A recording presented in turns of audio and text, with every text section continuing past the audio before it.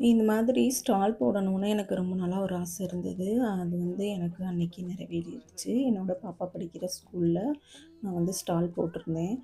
இதுக்காக நான் ரொம்ப நாளாவே யோசிச்சு ஒண்ணொண்ணுமே ரெடி பண்ணியிருந்தேன். கிட்ஸ்க்கு பிடிச்ச மாரி இருக்கணும். அட் த சேம் டைம் அவங்க அஃபோர்ட் பண்ணி வாங்குற மாதிரி இருக்கணும்.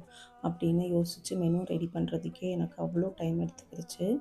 ஃபர்ஸ்ட் டைம் ஒரு விஷயத்த பண்ணுறப்ப ரொம்ப யோசிச்சு நம்ம தெளிவா முடிவு பண்ணணும். அதுவுமே கரெக்ட்டா சக்ஸஸ்ஃபுல்லா முடியணும் இல்லையா? அதுக்காக தான் ஒண்ணொண்ணுமே யோசிச்சு யோசிச்சு பண்ணியிருந்தேன். பட் நான் நினச்சத விடவே ரொம்ப சூப்பராவே போச்சு. எல்லாருமே ரொம்பவே லைக் பண்ணி வாங்குனாங்க. அங்கேயே சாப்பிட்டுட்டு நம்ம கண் முன்னாடியே அவங்க சாப்பிட்டு நம்மளுக்கு ரொம்ப ஹாப்பியா சாப்பிடும்போது அவங்க ஃபேஸு, அதுக்கப்புறம் அவங்க குடுக்குற ஃபீட்பேக்லாம் கேட்கும்போது ரொம்பவே ஹாப்பியா இருந்தது.